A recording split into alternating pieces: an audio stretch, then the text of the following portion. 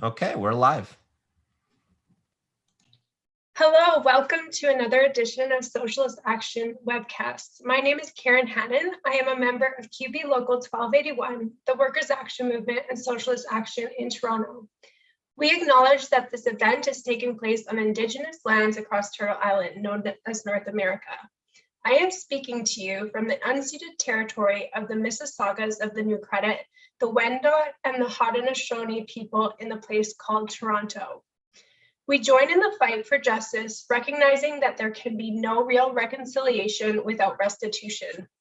That entails seizing the assets of the big resource corporations and returning them to the commons.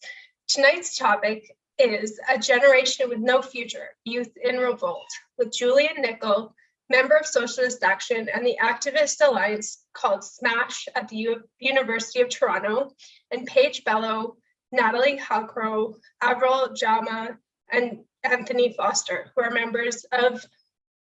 are SA members in Toronto. Each panelist will speak for up to 10 minutes. After that, we will take questions written into the chat column from the online audience, to which they will respond in turn. So let's begin. Julian Nickel is a graduate student and teaching assistant at University of Toronto in the Department of Physics. Originally from BC, Julian is all too familiar with the environmental consequences of capitalism. Welcome, Julian. Hello, and thank you to SA for hosting this event and allowing me to speak. I'm here to talk to you all a little bit about what it's like to be a young person in the current state of environmental collapse. And what that really means is to be a youth with no guaranteed future. As the talking heads put it, it is to be born under punches. To be young at this time is to have known for your entire life that the environment around you is crumbling due to anthropogenic climate change. We've known this has been happening forever. Al Gore lost his election in 2000. Before I was fully conscious. And so my entire life, I've known that the environment is changing. Generally, I first came into this knowledge by the fact that winters in British Columbia got colder and colder every single year. When I was very young, it was rare to see snow at all. But as I grow older, we've had constant calamities of not having enough salt to salt the roads. And in the summers, of course, it's way worse. This past summer, we had a terrible fire, a string of forest fires that burned down an entire town. The town was called Lytton. And I remember this summer driving out to see my family in the interior, driving back, and it was gone. So climate change for a young person is not a future problem. It's a current problem. It's a problem that affects your decisions to have children. It's a problem that affects your mental health. We know that many, many young people are faced with what's called climate anxiety. That's anxiety at the knowledge that we are destroying the environment. And often this results in a type of hero syndrome where every individual feels like they need to do the absolute most, change their entire lifestyle in order to be able to fix the environment. You saw this with the plastic to metal straw craze. You saw this with originally reduce, reuse, and recycle. And these are all good actions, of course, but to believe that a single person can change the environmental crisis is folly. Finally, to be a young person during the age of environmental collapse is to be frustrated, constantly arguing with people, young and old, who still refuse to accept the overwhelming evidence in favor of anthropogenic climate change.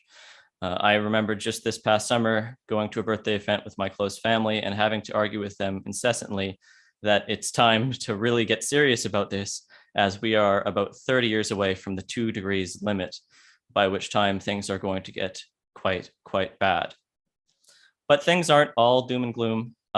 Young people are anxious, they are scared, they are aware of the climate disaster, but that also means that they're more active. We've seen this, you can see this generally from opinions of young people. As a young person who speaks to young people, I know many young people, in fact, most, if not all young people are aware and are trying to take at least personal action, if not political action, in order to make a change and try to prevent the 2-degree shift within 30 years. You can see this by the overwhelming majority of young people involved in climate marches, from Greta Thunberg to the climate marches of Montreal and Vancouver in 2019.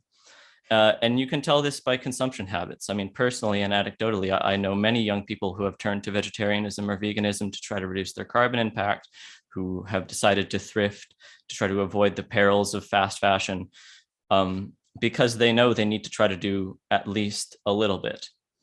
Unfortunately, as we mentioned before with this hero syndrome, this is a little bit of a problem, because we know that you can't fix the climate by simply becoming a vegan. I mean, maybe if the whole world became vegan, we could start making a change, but we're not going to fix the problem that way. And a lot of young people, unfortunately, do not have this intimate understanding that at the end of the day, it's capitalism that is causing the environmental collapse. It is our incessant need to extract every single possible resource on Earth, even before we necessarily need them, to maximize our profits. It's the delusion of endless growth, that every company needs to continue growing forever in order for the system to work. And it's the delusion that somehow we can simply invent our way out of climate change. I personally am a scientist. I've even gotten involved in a particular field in physics that has to do with trying to improve the environment, in particular through increasing the efficiency of electricity. But I'm not so naive to believe that we can simply invent our way out of it, because if we believe in infinite growth, then we'll just keep consuming more. The more efficient we make electricity, the more electricity is consumed. Another problem that has been facing young people in the face of the environment is the large co-option of the movement by the establishment. Largely what I mean by this is things like the G7 and UN summits on climate change, which are full of empty resolutions that are never met. We know in particular in Canada, we have failed to meet the climate summit quotas year after year. Meanwhile, our prime minister still insists on buying pipelines, mortgaging our future for short-term gains. And yet they still parade around as if they are environmentally conscious, as if they are trying to prevent the complete collapse, because they might not live to see what happens. Finally, so what is to be done for young people? How can young people make a change and try to preserve their future? Well, obviously, we can get involved politically. And getting involved politically doesn't just mean voting for the NDP or the Green Party. It doesn't just mean showing up to marches. It means making your voice known anywhere you can democratically. It means in your unions. It means in any sort of meeting in which your voice can be heard. It means speaking to your friends and trying to get them to join political groups and movements such as Socialist Action, who believe in eco-socialism or barbarism, which means that we need to change the way the system works to a socialist, i.e. not based on infinite growth, not simply extracting all we can from the earth, and model that will allow young people to actually have a future, to raise kids, to not imagine anything but collapse. And in addition, young people can and should continue to name and shame politicians, CEOs, every single member of a board who decides to continue to invest in fossil fuels. And also, it's not just fossil fuels. We should really acknowledge this, that, fossil fuels are the big target because they're a major contributor, but it's also things like the massive deforestation that's been happening in the rainforests of Brazil to create more land for cattle grazing. That destruction, the release of carbon that was kept inside these trees, is also has terrible effects on the environment, not to mention the fact that it would take forever to regrow these trees and recapture this carbon in longer sinks. I'd also like to quickly acknowledge that the climate change issue is inexorably linked to the issue of self-determination for First Nations people, that is giving them their land back. When we take the land of First Nations people in Canada, it is almost always to either extract the resources on them or build build golf courses in the case of Oka. But we know that for millennia, the First Nations living in Canada had a much better land policy than we could ever hope to imagine in our current state of affairs. And so we must not forget that the resource extraction, when we're taking more land to extract resources, we are taking it from somebody. We are taking it from people who have not ceded it. And I would like to also say that, you know, it is a sad thing as a young person. I mentioned the anxiety before. You do as a young person have a sort of constant anxiety of will this get done? But the best way to excise this anxiety is not to worry about it. It's not to get a hero complex. It's to get involved. It's to try to get active in political organizations, as I mentioned before, that are actually trying to make a change in the system around you. Because if you're resigned to the state of affairs, then you've just let the powers that be win. You've made sure that nothing will happen by your inaction. And even if it's not guaranteed that something will happen by beginning to act, you will at least have a chance. And right now, we need every chance we can get. And yeah, I think I'll leave it there. Thank you very much for listening.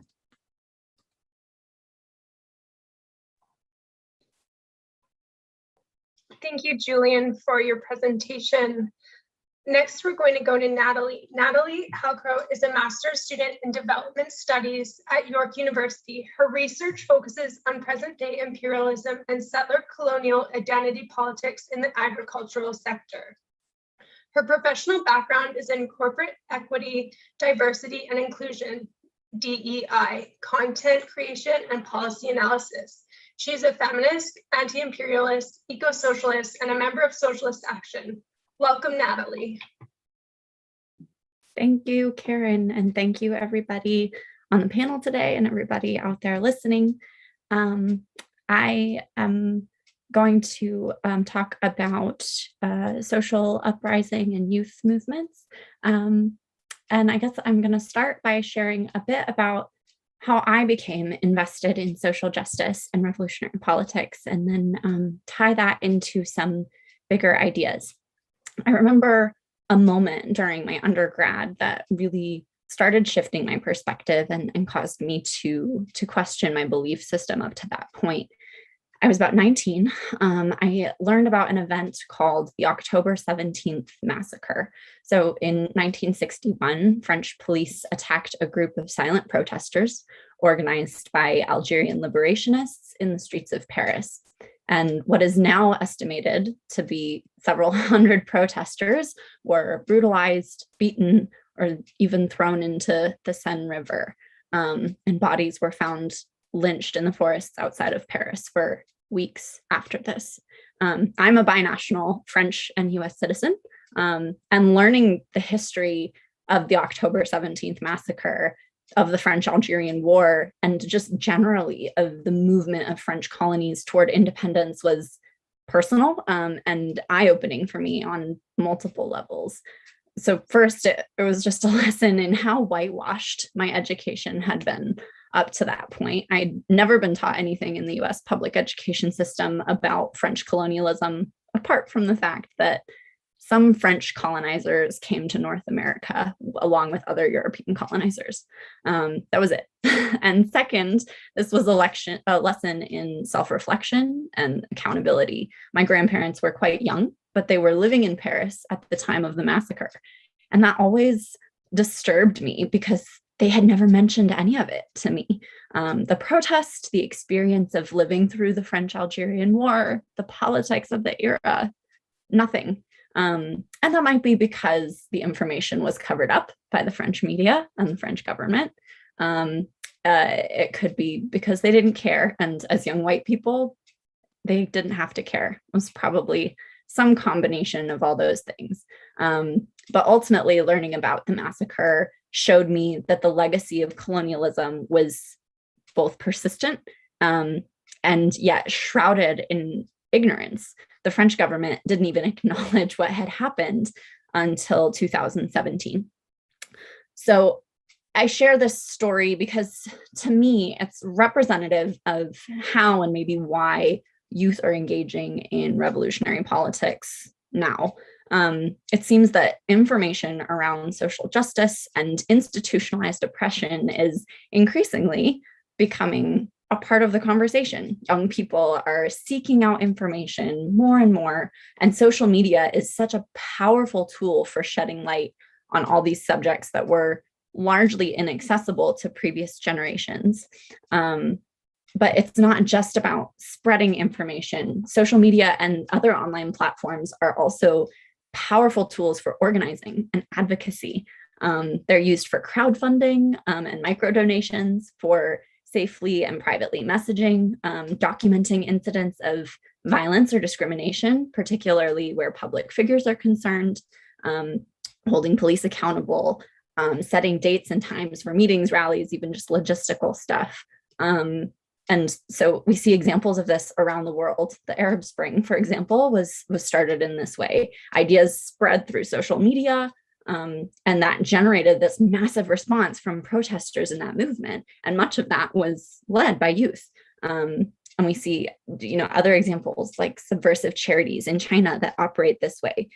They function as quote unquote projects rather than organizations, but they're largely youth led, and they operate outside of the constraints of NGOs or government organized programs. So these social media driven projects are crowdfunded, and they therefore provide this effective method for the growing Chinese middle class to make a difference on social issues and even to present political appeals. Sometimes the projects are very niche and specific to one particular community, but sometimes they garner enough attention from politicians to create larger social or legislative initiatives. In the case of Nicaragua, the 2018 youth-led insurrection, the movement wasn't spurred by one particular organization with, radical objectives. It was, or even clearly defined objectives. It was this refusal to remain silent and be complicit in the status quo.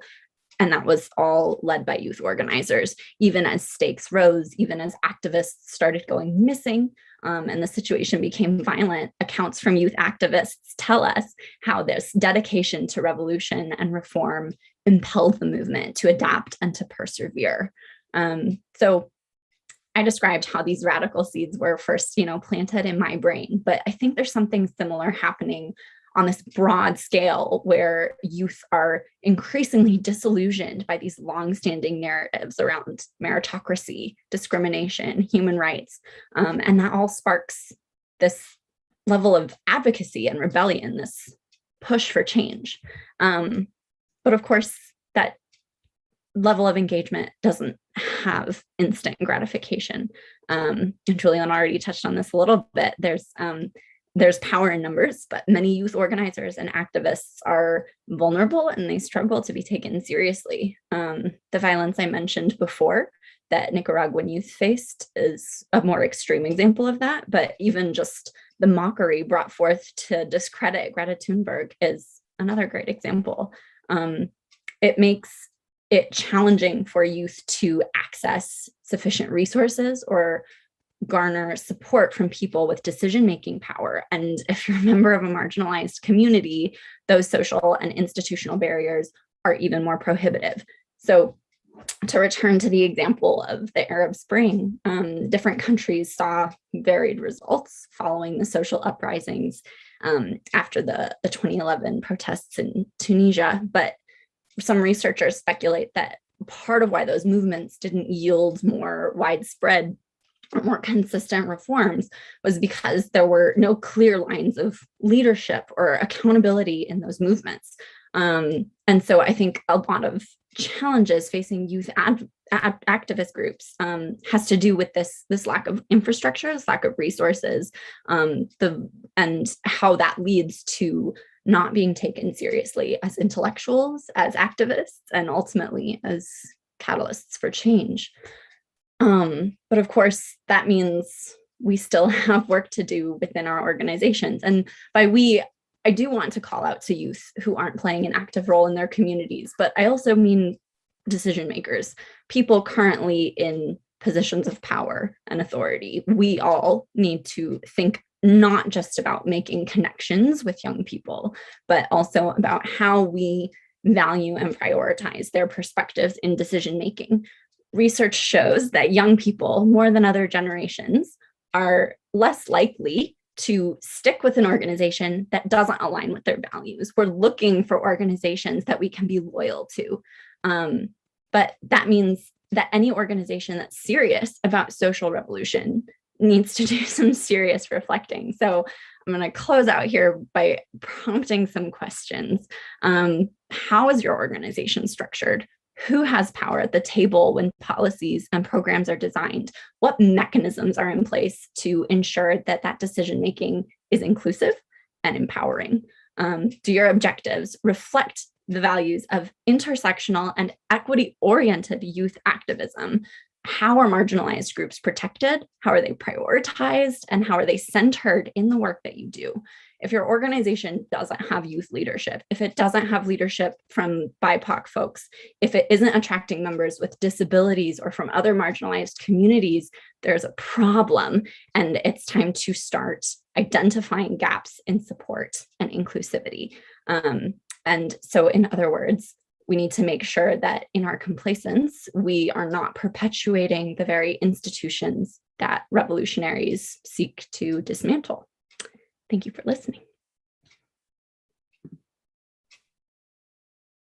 Thank you, Natalie. Now we go to Anthony Foster. Anthony works in a geriatric hospital in Toronto. He's a member of Socialist Action, acting in the tradition of labor activism of his great-grandfather, who organized the first sit-down strike at the Fisher Auto Body plant in Cleveland in 1936. Welcome, Anthony. Thank you. I'm inspired by Julian's reference of the Talking Heads to evoke the words of John Lydon or Johnny Rotten that I feel is very befitting the present economic climate facing youth, which is, do you ever feel like you've been cheated? His final words on stage. And I feel that many youth today are feeling like they've been cheated. The Faustian bargain of capitalism has not paid off. It is a bleak economic reality facing most youth. The cost of living has increased while wages have stagnated, employment benefits and prospects have dwindled. To be a youth today means to be saddled with debt, unable to accumulate wealth or even security, to be stuck in a low benefit dead-end job, lacking the financial security that their parents, grandparents, or even older siblings enjoyed. We're required to do more, and yet we receive less for this labor. The opportunities available, lower paying, but yet require more experience, more credential that themselves are costly, and there's fewer of them out there. Meanwhile, the task of finding something better, something sustainable is made more challenging due to the fatigue and burnout that these conditions affect on our generation. And this is especially applicable to those in caring professions like education and healthcare, of course. All of this was prior to COVID-19. COVID-19 laid bare the bleak reality facing most youth, comprised the majority of bartenders, half of restaurant staff, and a large share of retail workers, many of whom work precariously as gig or part-time employees, and most were similarly laid off. The impact of these layoffs was not even just relegated to the short term. Statistics hold that every 1 percentage bump in employment to cost new graduates 7% of their earnings at the start of their careers and 2% over the next 2 decades. So the youth that have been set back today have been set back for the majority of their working lives. This is beyond their control. This is now their future. Those with less educational achievement will be consigned permanently to lower wages, particularly relevant to the fact that as there was the shift to online learning by most post-secondary educational institutions that have become themselves small corporations or large businesses, many individuals and professors, student support workers provided no thought towards those who required accessibility support, educational support, or even lacking secure housing or economic means to purchase the technology required to continue their studies. Many students being unable to complete their education due to the pandemic will be penalized economically for a long time as a result. And this is completely absent from all discussions of the effects of the pandemic. We hear about long COVID. We don't hear about the long-term impact on the youth of today. Even those who completed their education in the present economic climate are not getting that much further. Millennials with a college degree today at a full-time job are earning in 2000, well, a couple of years ago, just prior to the pandemic, what Gen Xers were earning in 2001. Since 2001, inflation has increased 59%, while wages have increased 5%. In the past 5 years, wheat prices, cereals, grains have increased 77%. This past year, we've just seen an 18-year high in inflation in Canada. Meanwhile, wages for the 25 to 34-year-old wage group have not kept up with inflation. They've increased by an average of 1.5 to 2% per year over the past 5 years. Simultaneously, housing has tripled. However, that's largely irrelevant to youth because 30% of home purchases go to investors, institutional investors that are hoarding multiple properties. There are estimates hold 1.3 to 1.6 million houses that are sitting vacant in Canada at this moment, and yet we have a homeless crisis that is affecting predominantly individuals that are of the quote-unquote youth demographic. We have no registry in this country for who owns these homes. However, we do know, or we can probably speculate, that these are the same individuals that are advocating for the destruction of the wetlands, the further just, I can't even put into words, abject mortgaging of the future of youth to build more developments and increase urban sprawl, thereby ensuring the bleak future that Julian's laid out previously. For those of us that can't afford homes, many of us, at least 1.5 million in Ontario are paying over 30% of our take-home earnings in rent. I would say in the GTA, that's at least double, close to it. The demands on individuals' time have steadily increased. We're living in an age of anxiety, climate, and otherwise, where media technologies have been designed to hijack our brains and cultivate a sense of insecurity and distraction. And in place of this stress and worry, we are given no support. We are unable to formulate long-term plans and make rational decisions because, as neuroscience has shown, a stressed brain is not a smart brain. It is a brain that is striving for survival. This is the reality of most youth today. We're suffering through the second once-in-a-lifetime economic downturn. The previous one affected wages, lifetime earning trajectory, and blocked us out of any ability to enter the asset market. Meanwhile, low interest rates allow those that have assets to borrow against the increasing value of these assets and accumulate more, equivalent to a dragon that's just hoarding gold. And yet, by and large, it was youth that stepped up to the plate during the pandemic, that stepped to the front lines as grocers, Uber, and other courier food and delivery services. Those that stepped up in the long-term care and hospital industry were younger nurses, not older nurses. The individuals that became the frontline screeners at substantial risk of acquiring COVID were themselves former bartenders, servers, and other precariously employed workers. All the while, we see billionaires and their corporations allowed to profit, while their competitors, the local businesses, were legislated into non-existence by half-baked and largely crooked lockdown policies. These same billionaires are holding recreational space races while there's a talk of austerity, assuming that the youth of today will pay off tomorrow's debts with less earnings, with less assets. Taxation is never discussed, austerity is. Called heroes while their leaders worked from the cottage, monitored their stock accounts, and furthered their benefit. Vaccines were given to the retirees owning homes, safe in their ever-appreciating assets. Meanwhile, the frontline workers were meant to do without and to bear that risk. We're witnessing the acceleration of a stratified society of haves and have-nots in which labor is devalued and individuals' only hope is to gamble on moonshot investments, GameStop, a recent one, in the hope that they can have a future.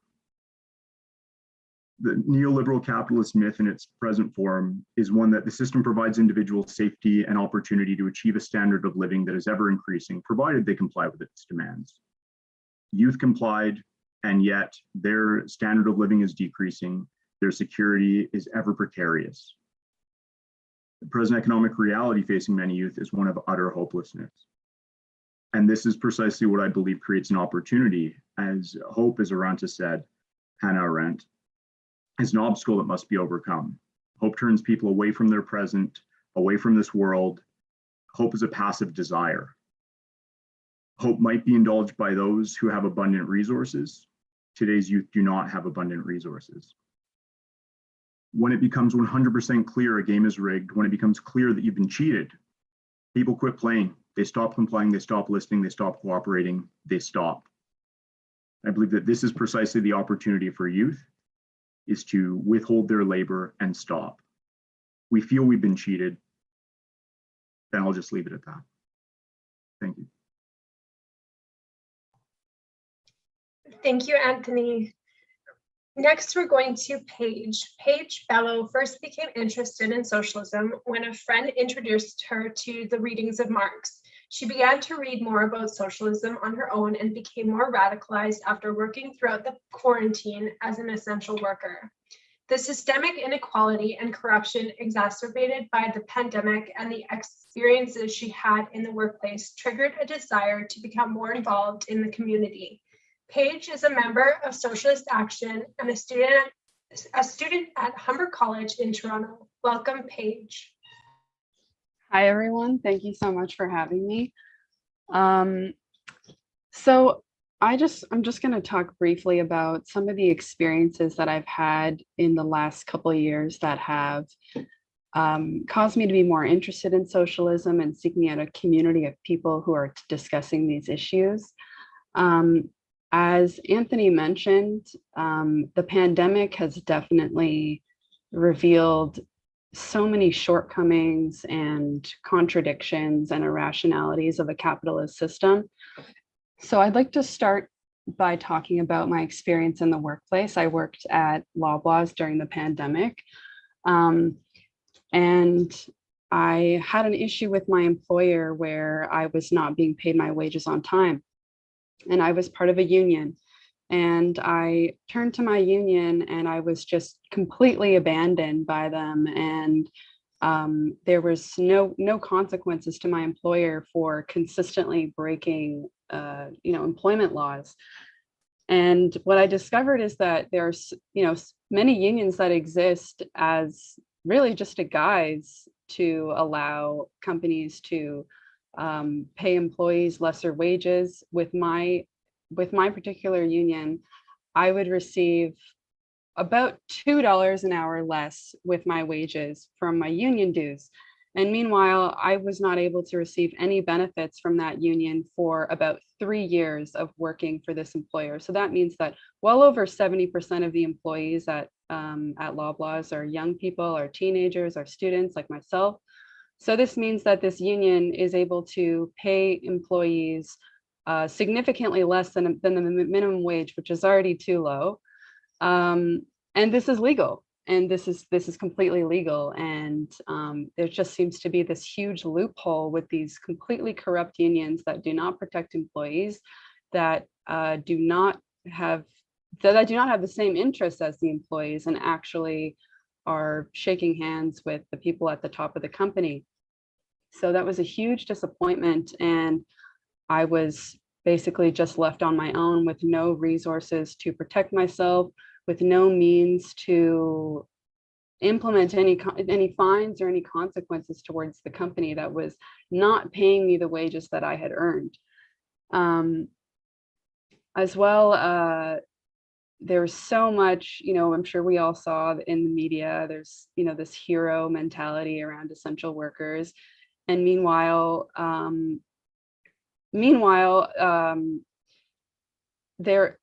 my employer was not following COVID protocols, and they were overcapacitating the store. They were cutting cleaning staff. Every time there was a COVID case in my workplace, I would receive a text message with no information about whether I had been in contact with this employee. There was no proper tracing that was being done. And this is all, and so I reported this to the city, and there was no fines, there was no follow-up. Again, it feels like I'm completely alone and with no place to turn to even when I can prove the law is being broken, it seems like there's no place to turn to, as an employee at these major companies such as Loblaws.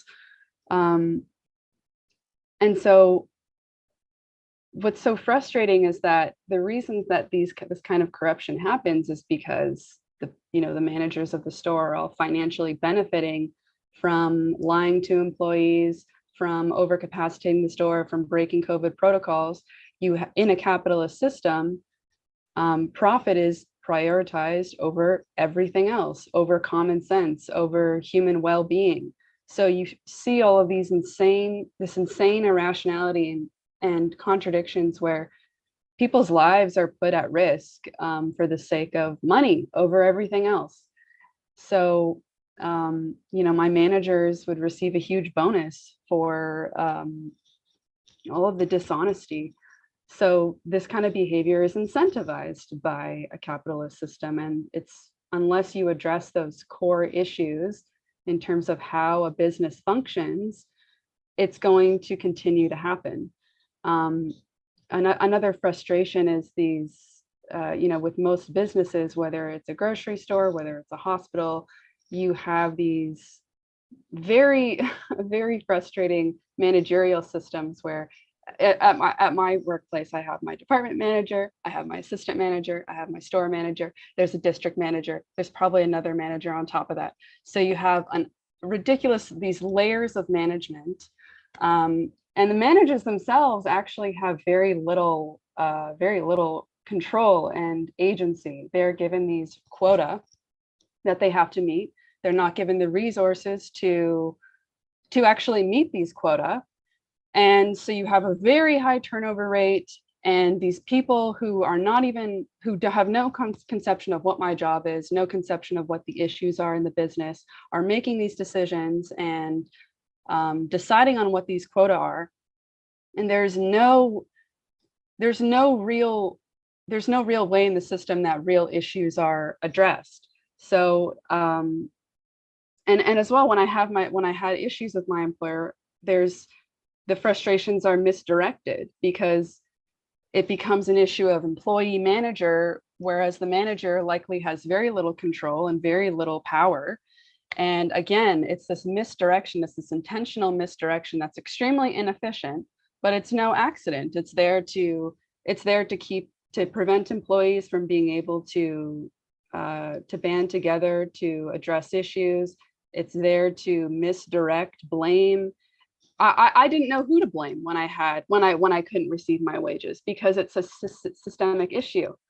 So that was very frustrating. These systems of management that have been implemented since I think the 80s. This became a standard for most businesses, and because of this, you don't have the people who are actually working on the floor making the decisions and addressing issues. So there's so much inefficiency.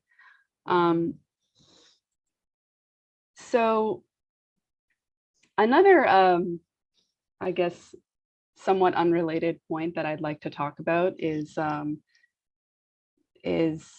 social media. During quarantine, I spent so much time on the internet. I definitely have an addiction to YouTube. And, Anthony mentioned this briefly, but I have noticed in myself a change in the way that I think, a change in the way that I spend my time. I feel like so much of my life has been stolen from me from the hours that I spend on the internet, those mindless hours. It drains me. It makes my mind very dull. And, this is only in the last decade that we've seen this dramatic shift in people's behavior, where the vast majority of people, especially young people, are spending the majority of their time on a screen. So that is a very dramatic shift in behavior that we've seen just in the last decade alone.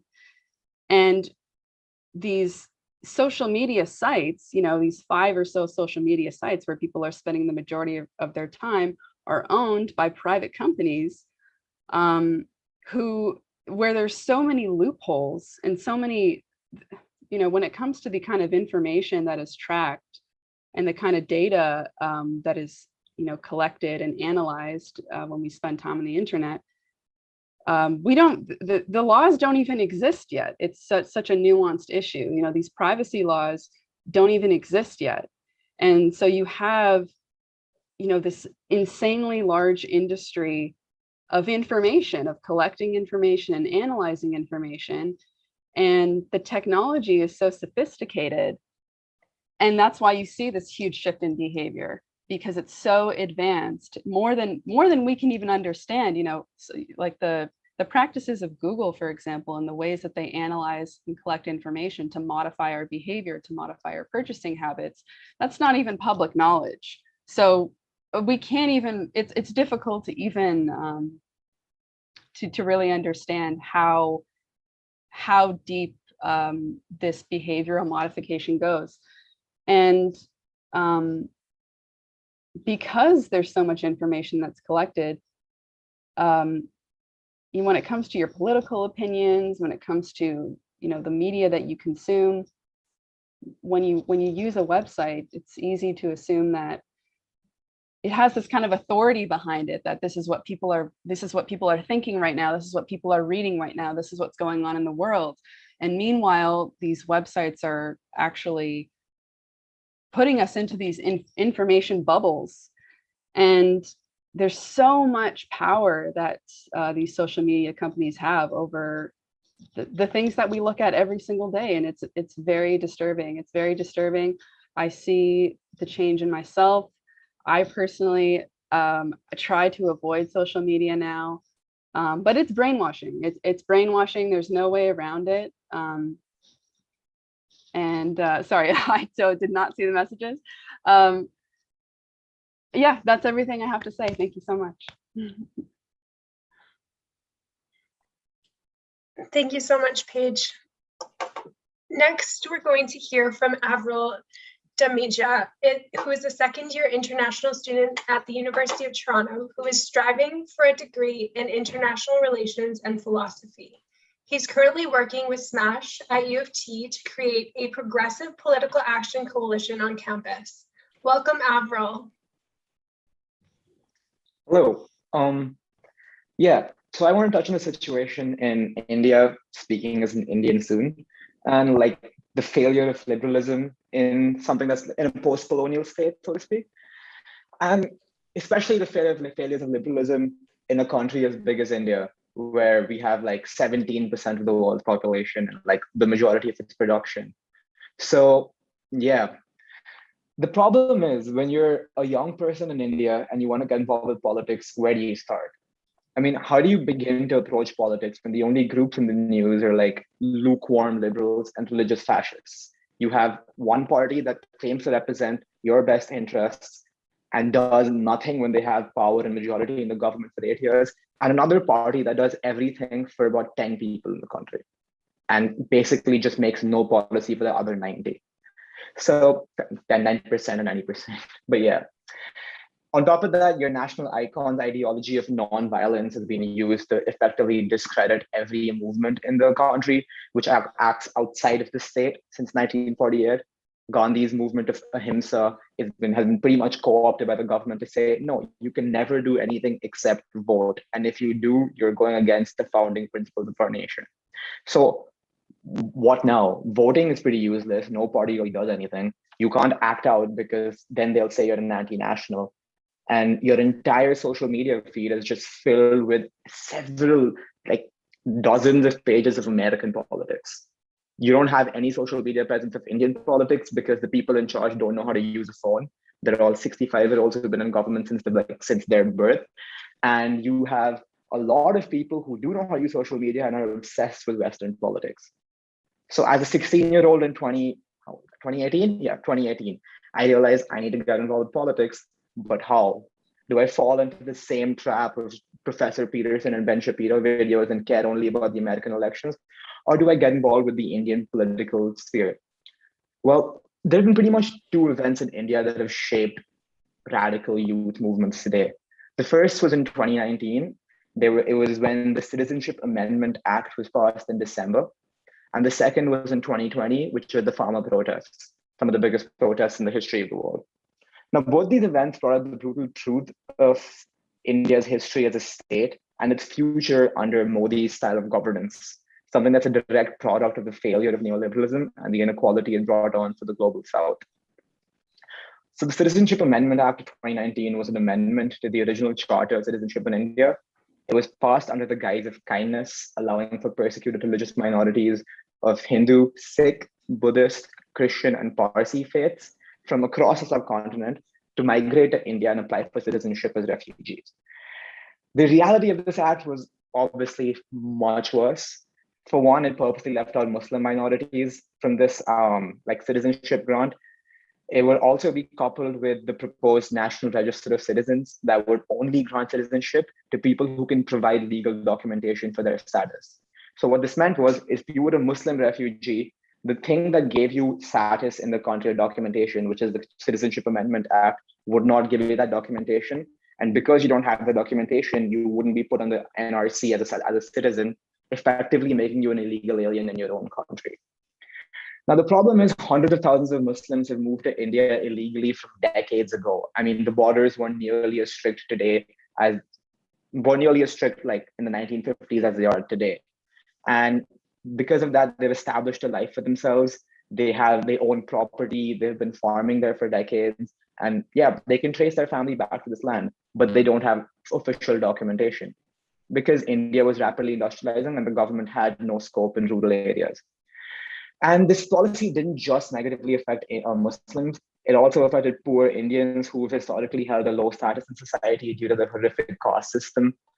And these people of lower caste, they're called Dalits, they lack documentation because of a range of policies that include not being allowed to purchase land, not being allowed to hold government office, not being allowed to register to vote, because villages in India didn't give these rights to Dalits when they did receive the rights for the upper caste people. So yeah, this act was passed and protests pretty much erupted across the country. And that was when I had to stop and think about what India was as a state and where it was heading.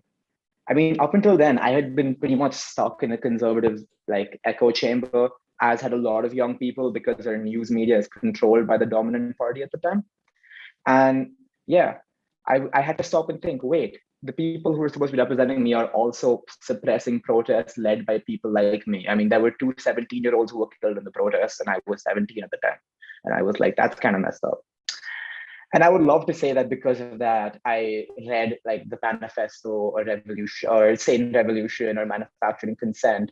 But the reality of being a teenager, of being someone young and on the internet perpetually, is that my first exposure was on Reddit. My first exposure was on Reddit, YouTube, Twitter, the online sphere. And after a lot of people saying read theory, I did start reading some books. And then I read this one piece called The Annihilation of Caste, annotated by Arundhati Roy, who is a communist writer and probably the biggest political writer in India at the time. It still is, actually, yeah. And that book kind of established what India was and how it was going to end up. It was a state built for people of the upper caste, and it was a state that has these systemic flaws built into the constitution. We talk about systemic racism in America a lot. That was systemic racism in Canada, in Europe. We talk about that a lot, but we don't talk about systemic casteism in India because no one ever stops to think about how that comes into play. People think that when the caste system was abolished, that was casteism done with. But no, that still exists. And the dominant narrative in India at the time, and still is actually against people of lower castes. Because the government constructed this false narrative that affirmative action to get people of historically low status in our society to positions that were traditionally held by upper caste members was robbing, people of their chance to prestige in the meritocracy. It was against capitalism.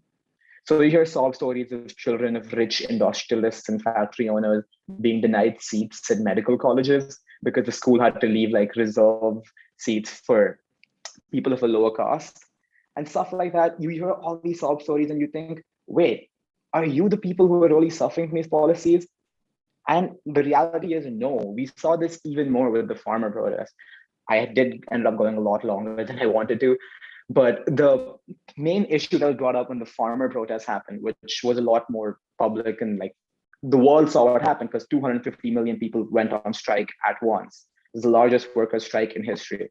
And that was when the government first finally showed its true interest, which was protecting corporate interests in an economy that was crumbling due to a recession and cutting corporate tax rates at the expense of farmers who were guaranteed a previous minimum price, slashing that completely.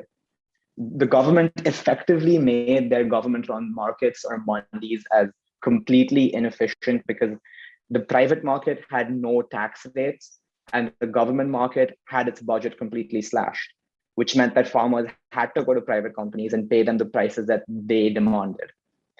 Now, India has already been dying because of climate change. It's 50% of the economy is rural, is agrarian, and 0.4% of the GDP is agrarian investments. As climate change happens, our returns on agriculture completely plummet, and the government refuses to invest more in agricultural technology and just keeps reducing how much they invest, handing over the reins to private companies. I think that the biggest example of this was a few years ago when Pepsi sued a village in India for the rights of their own drinking water. And then they won.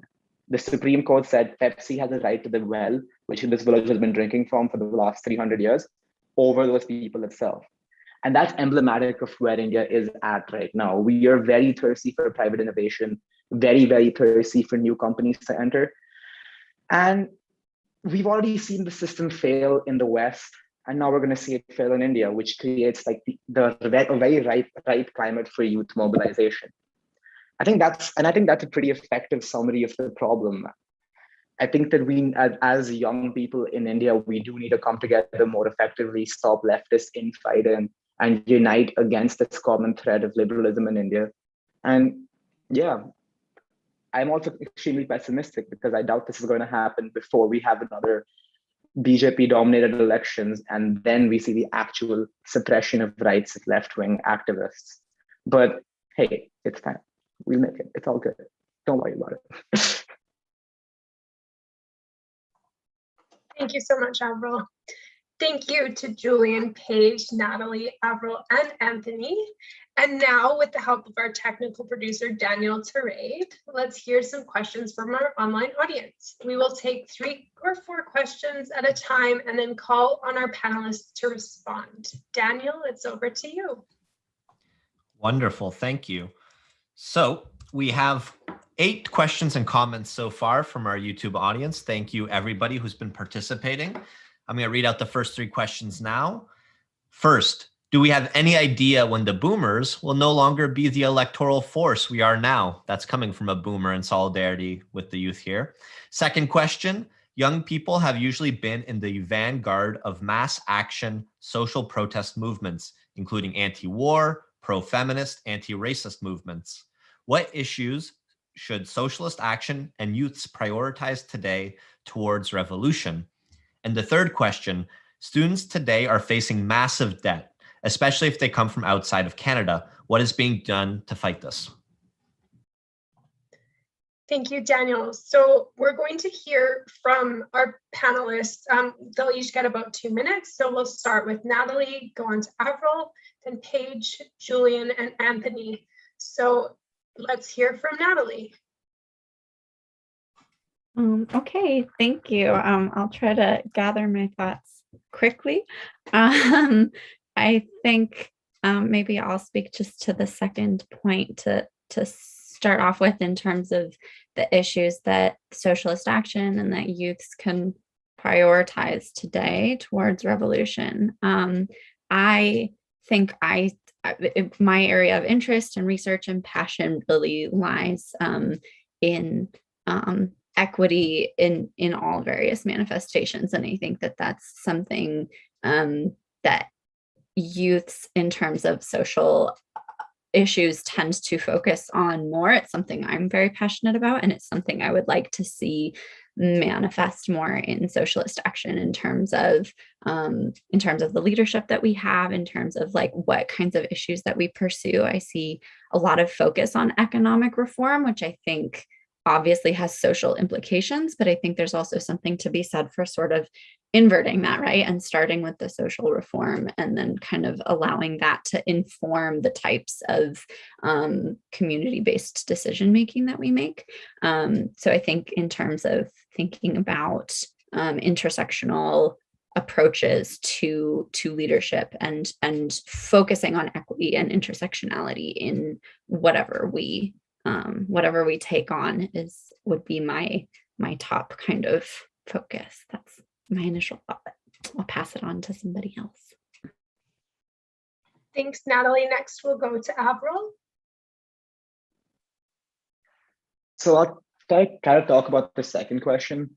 I think that there is a huge sentiment in young people today about technology saving us, crypto, and like, I think it's called new fi or new finance, whatever. Cryptocurrency will break big banks and the blockchain will make things efficient and we'll save a lot of resources and all of that kind of stuff, that technology is going to save us from climate change and from capitalism. I think that something that we can mobilize towards today is talking about how that's just straight up not true, about how when you have a system like the system we have today, all of this new technology will always be used to service private interests. Like the reality is that they would be cool concepts, I guess, if you worked in a bubble or whatever, but when they exist in the world today, we have more pressing issues. And I think that a lot of young people are staying away from politics and committing very heavily to just work, innovation, and inventions. And I think that that is something we should try to handle and address first, because cryptocurrency is going to kill the environment the way it's moving right now. Thank you, Avril. Next, we'd like to hear from Paige. Okay, I guess I'll touch upon question 1/2. Oh no, obviously there are young people that are involved in politics, but I agree with Avril a lot. I think a lot of young people feel powerless and feel like there's no hope and just kind of retreat into their own internal lives, whether that's working or whatever it may be. And part of that, I know with, one really horrible example of this, politics being tied into, corporate purchases or very meaningless behaviors. That's become something that's become increasingly commonplace with so much advertising and so much corporatization of the internet. I remember around the time of the George Floyd tragedy, I went to order something on Uber Eats and it said, order from a Black-owned restaurant and receive free shipping or free delivery or something like that. And there's just so many examples where political action is distorted into these meaningless purchases or meaningless online behaviors or taken over by companies into actions that don't actually have any consequence or don't actually address these issues meaningfully and actually do it in an extremely insulting and disgusting way. So I think that's a big issue in terms of why why a lot of young people don't get involved and how political action or revolutionary energy is destroyed. That's it. Thank you, Paige. Next, we will hear from Julian. Yeah, I would also like to speak on the first two questions a little bit. And again, I don't think the real problem is boomers no longer being the electoral force. The real problem is actually mobilizing young people into like using their numbers and their wills, letting themselves be heard and becoming a political force. And to me, I'd like to single out two issues that I see. The first one is what Paige has sort of brought up, which is this nihilism that comes along with being born under punches, being born with the guillotine over your neck, is when it seems so hopeless, it's very easy to just give up, not try, do something else, try to be successful in some other way, and just mortgage the future and not think about it. And I think that is a result of feeling powerless. That is a result of being really atomized through the internet, of not interacting with people in real life. and being stuck in four walls and one screen. So yeah, and that ties into too is how I think we can help with that is, really just do what we're already doing, get out there, meet people in real life, organize real life events, real life marches, protests, etc. The second force thing is a lot of young people have a problem that they want to be 100%, not even 100. They want to be sure, like here to the moon and back before they do anything. And you get a lot of this policy of wanting to be like the truest, most just, most correct person in the world, which it's a fine ambition, of course, but you can't let perfection be the enemy of the good here. You have to, and usually what that means is not to like make risky decisions, but to find people you can trust and trust their decision and boost their voices, help them out, and actually start to make action before debating infinitely without ever taking action. And again, this has a lot to do with the internet, of how a lot of political debate comes from places like Twitter, where you only have infinite debate and never action. And those are both things I think SA is doing, but should continue to prioritize going forward. Thanks, Julian. Next, we'll hear from Anthony. I'll try and touch on all three. The first one is I believe that sooner than they anticipate losing that power, their prolonged life expectancy is contingent on a functioning and funded healthcare system. In this province, that is rapidly deteriorating. So the quality of life that boomers have enjoyed will decline, as will our healthcare system. I was involved in the coordination efforts for the recent federal election within a very large long-term care home in this province. And what I can say, the balloting had to be carried out individually by special ballot at the bedside due to COVID. It was carried out by youth. The willingness of youth to support a generation that will not act with any thought to futurity is waning and will continue to wane. So I believe that, to Julian's point, it is a combination of mobilizing youth, getting them out there. We saw the great extents to which Elections Canada prevented youth from voting this year intentionally by not having on-campus voting stations, by creating tremendous hurdles for individuals to vote, and yet bending over backwards to ensure that the geriatric population could receive their ballot. Second point, I would say that anything that connects to the environment and the economy will absolutely bring youth out. Those two things are in tandem. You cannot affect one without the other. And the third point, unfortunately, very little is being done. I know this is a University of Toronto student, master's student, and good friend and colleague of many international students. The global neoliberal capitalist system will bleed other nations to serve its ends, and the universities are an extension of this. Thank you. Thanks, Anthony. We're going to go back to our technical producer, Daniel, for 3 more questions. First, commendations to the panelists for keeping your remarks very tight. Everybody was under 2 minutes. Very impressive. First question, how has COVID-19 affected you economically and politically? Feel free to get into the weeds of it. Second, how can a revolutionary organization best connect with alienated youth? Already some comments to this.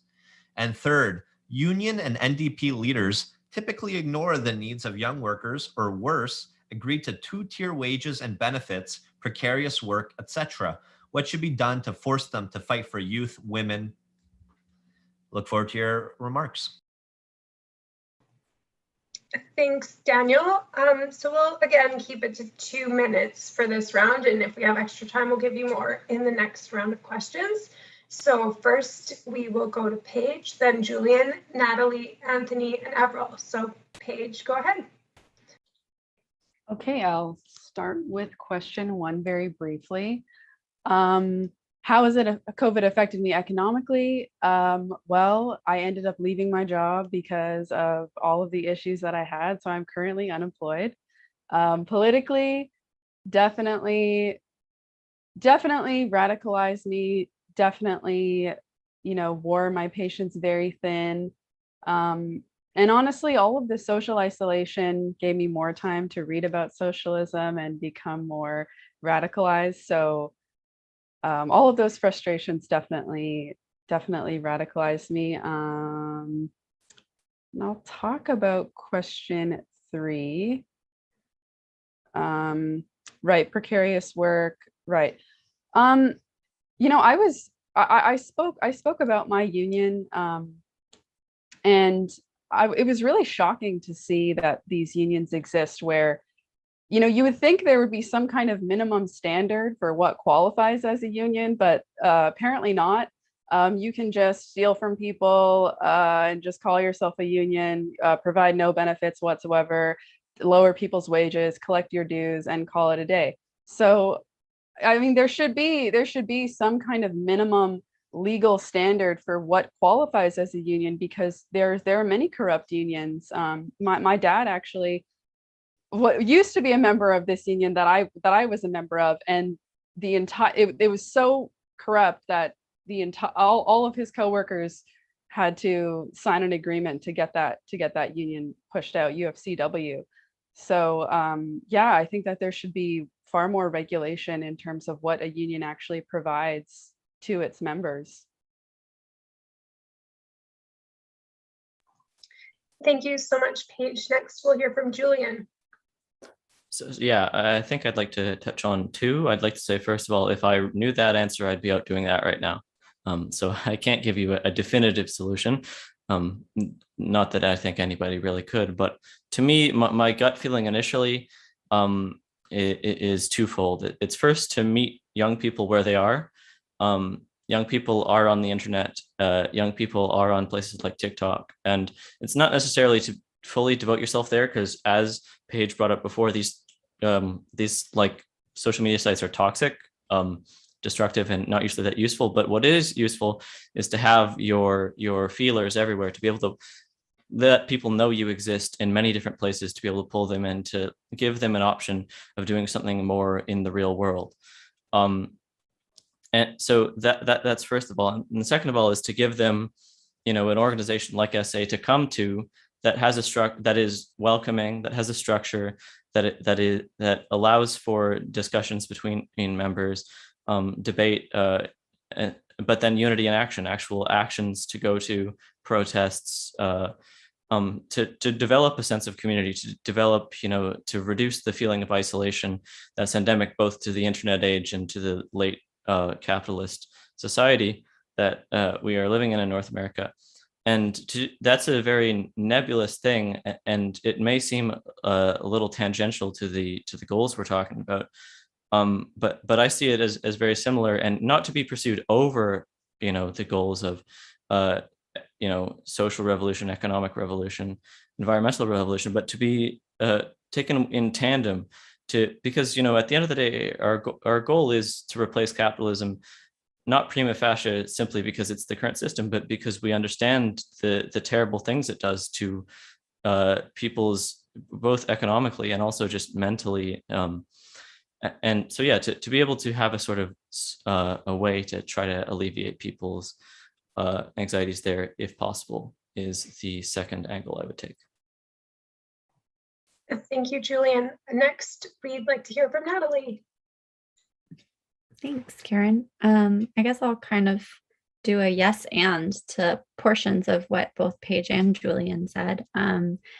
I was fortunate economically in terms of how COVID-19 affected me politically. However, I would also say that I think it radicalized me a bit more as well. And I'm not sure if that's because of the time that I was afforded because of social isolation. At the start of the pandemic, I was living alone. And so I think finding engagement in my community, even especially in an online way, that was just something that I kind of prompted myself to do. So I would say that perhaps was part of it. Or maybe that was just the path that I was on anyway. I'm not really sure, but maybe that's a pattern. I would be interested if other people have thoughts on that, that youth maybe are more radicalized during the pandemic than at other times, because we know that crisis can galvanize a group, right? So, but the second point that I wanted to speak to, and this is also a yes and to what Julian was talking about in response to question number 2, I also don't have a an answer. If we had that answer, perhaps we would be in a different place right now. But in terms of just organizationally, the way that you run an organization has a lot to do with this. And so I want to talk about two things. One is data tracking, and two is your monitoring and evaluation systems. So data can tell you a lot about who your current members are, how engaged they are, what they're doing, how long they spend on a website, how many people, how many other members have been referenced by that member, depending on the data that you collect from your members, depending on how large your organization is, how much funding you have, there is a lot that you can do. And so I would say be intentional with your data and have monitoring and evaluation systems in place to ensure that you're keeping up with it, right? That you're regularly revisiting those processes and doing something with that information. That's it for me. Thanks, Natalie. Next, we will go to Anthony. So I think to point one, economically, so working in healthcare, due to Doug Ford's suspension of the collective bargaining agreements, his Emergency Powers Act, there was months of overtime that were worked without pay. I'll never receive any compensation for that. So my labor and the value of it was quite literally stolen. Following that, naturally being redeployed to frontline service, there was a concern of COVID contagion. So my roommate needed to move out. They had an immunocompromised family member.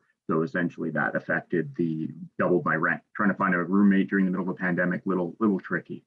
So there was the economic impacts there that naturally affected me politically, because it became so apparent that there is no longer time to wait. The impetus is now, and there needs to be movement towards abolishing capitalism and establishing socialism. Following that, I would say that how we can accomplish this and meet with the alienated youth is to get out there and meet them. That has been something people are starved due to the social isolation for communication, for engagement. And I think as people re-enter the broader world, the public spaces, there's a great opportunity there to have these conversations, because we're not the only ones witnessing this play out. It's a generational effect. To the third point, I think that we can name and shame. Way I recall, and we're going back hundreds of years, there was a window tax, just to speak to the level of inequality that some people had materially. And I think that that's something that should be raised more, is how these union leaders are living and how their workers are living. And that major discrepancy should be pointed out at all levels of the political leadership. It should be spoken to, and it should be accounted for. And I think that that's one small step that might bring things into the fore of just how corrupt these unions have become, how fat off the backs of laborers their leaders have grown. And it's not talked about enough. It's not acknowledged. When people see that, I think that they naturally become a bit more engaged, pissed off, and want change. Thank you, Anthony. So we're going to go back to, we've got one more, Avril. Let's go to Avril next. I think most of them have been pretty well answered. I don't have much knowledge of unions and their workings in Canada, but I do know from the Indian model that there is something that can maybe be adopted. So in India, all universities have student unions, just like we have at U of T and every other university here. But the student unions in India are particularly unique in the sense that they are also explicitly political. And they are the ones who drive youth movements and protests. They are the ones who drive policymakers to take action. So rather than like an arts and science student union, which runs elections every year and then does pretty much nothing else, these unions are really, really involved with the local election campaigns and national election campaigns. So that could maybe be a model working forward to push for, to create bodies of students who are directly affected by policies in the present. And because of their involvement with this political student union, they then go on to stay involved with union activity and with political action for the rest of their life. I mean, most politicians we have today who are holding positions of power were in their youth leaders of student unions in India. And when they were there, they organized protests, they organized candidate elections, stuff like that. So that could maybe be something to look into to bring to Canada. But yeah. Thanks so much, Avril. So we'll go back to Daniel for a few more questions, and then we'll go back to our panelists. Sounds good. Thank you, Karen. So for the last round, we have one question and one comment. First question, headlines tell us today there are 10 top social issues facing youth today. Some examples given are depression, bullying, peer pressure, and drug use. What do you think are the most important issues? And we can probably talk more systemically here, I'm sure. And the last is a comment from a longtime member and a true revolutionary, Judy, just to say, Trotskyism always welcomes youth. In the transitional program, Trotsky writes, open the road to youth. So that's just a message of encouragement to the panelists. Thank you, Daniel. So in this round, our order of responses will come from Anthony, Paige, Julian, Avril, and Natalie. So, and you'll get 2 minutes. We'll keep it to 2 minutes again this round. So Anthony, we'll start with you. I would say that the most important issue, and it's kind of intersectional, is that of futurity, giving you a sense of the future. So this can be the fact that we're approaching a climate collapse. Capitalism is rapidly moving towards the natural outcome as predicted. The mental health conditions, the sense of infighting, bullying, insecurity is all related to this larger systemic issue where we recognize that we are living in the time of dying. So I think that addressing that foremost will affect a lot of these other peripheral issues that connect back to that. That comes back to economic justice through socialism that naturally requires sustainable ways of being and creating an economy.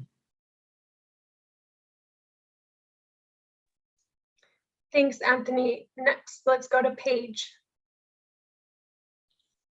Okay. I think one of the main issues is definitely, I mean, this encapsulates a lot of things, but definitely the isolation, the social isolation is so strongly correlated with all of these mental health issues. And we were talking about the lack of, the powerlessness that young people feel, or the lack of political action. I think a lot of it is because people don't feel like they have a community. They don't feel like they have people to talk to. And even in Toronto, something I've noticed is that I think a lot of people, because of the insecurity that this isolation fosters, a lot of people aren't even comfortable talking about controversial things. They're not comfortable talking about politics. They're not comfortable disagreeing with people because they don't have communities around them that support them, and social outlets where they can feel like they can safely express these ideas and explore different ideas within their community. Most people just have their phone and their computer, and they don't really have communities where they can discuss these things. And, isolation, social isolation is related to so many diseases, physical and mental. And in my experience, I think that's just one of the major issues affecting young people today. Thank you, Paige.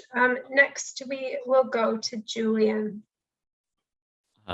This might be a little boring, but I'm just going to yes and the two things I heard before me, because I mean, that's exactly, I agree with that. I was at a bar recently with a friend, and he told me the three things people never talk about are politics, religion, and sexuality, like in a friendly setting. And, because nowadays young people are so isolated socially through many different reasons. It is the internet, but it's also like the division of labor, the fact that one of the fastest growing industries is like being an Uber driver. And who are your fellow employees to talk with if you drive for Uber or deliver food? You are quite literally atomized. You are a single atom. And this problem really does reflect, like, all the symptoms we see, obviously, mental health crisis, first and foremost. And it may, again, seem that it's not directly connected with socialism, but, it's not to pull a dumb rhetorical trick, but it's literally in the name, socialism. It's, about social bonds, community, decisions made for the good of the commons, and not for just the autocratic few. And that's, the system, capitalism, really has atomized us in many, many ways. And it may seem strange that that we're all talking about this ahead of economics. or even something like, police brutality, which is a terrible issue, that we should brought up more, but it's because it's so pervasive in every moment of your life. As Paige talked about before, the social media affects the way you think. And even as people generally, I would agree that I also try to avoid it. It's just inescapable because it's been designed to game your brain, to manipulate it into consuming more ads and spending more money, because that's what capitalism does. And it just turns out the side effects of that are, amping up every terrible effect that atomization has ever had. Thanks, Julian. Next, we will hear from Avril. I actually pretty much agree with everything Julian said. I'm struggling to think of a unique perspective I can give here. Yeah, that's pretty much exactly it. I mean, it's no shocker that like a group of socialists would come together and say that the problem is capitalism. I mean, that's kind of our whole shtick. But yeah, straight up, that's the whole thing. That a lot of these problems are caused by the system that we do have in place. And I actually do believe that if we start addressing mental health issues, then people themselves will start to realize that collective action is the way forward. I mean, if you're more empathetic and if you have time to focus on like needs that are also outside of your own, you end up realizing that no, you can't exist as this one person working towards a promotion or whatever it is. You have to exist as a community because that's how we're wired. And I think, yeah, all of like mental health issues, systemic racism, systemic sexism, a lot of these things can always be traced back to the system that they exist in. So yeah, that's pretty much it. Thank you, Avril. Next, we will hear from Natalie. Thank you. So I think, a yes and to everything that everyone has already said. I'll try not to be redundant. My thoughts are, I think in terms of political action are around social protection programs. So people have already spoken to like public health. I'm thinking specifically about like an inclusive view of health concerns and the actualization of inclusive health coverage in terms of the way that, we have institutionalized a gender binary, in terms of the way that, we provide like anti-bias training for public health workers so that, we can ensure that Black women are no longer 4 times more likely to die in childbirth than other folks, like than non-Black women. So it's there are so many issues, that social issues that are, reinforced by the institutions that we have in place. And I think more inclusive public services, such as the ones I mentioned in health, more equitable resources for public schools. I don't know if this is as much an issue in Canada, but certainly in the United States, we see this school to prison pipeline, and there's so much inequity in the way that children are taught, in the way that biases are reinforced through whitewashed textbooks.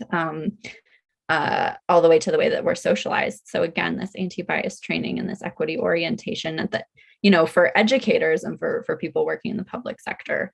And then I think culturally, we need to revisit this hyper individualistic perspective that has been reinforced certainly throughout my life. I grew up in a pretty liberal, progressive household, but there's still this idea of like a meritocracy, that work hard and you can achieve any number of things. And for somebody in my position as a cis white, able-bodied white woman, that, there are relatively few layers of barrier between me and achieving that. But that's not the case for everybody. And this idea that I am owed to, by virtue of my hard work, and that by reaping rewards, I don't need to share once I have achieved whatever mythical status is really problematic, and it reinforces so much of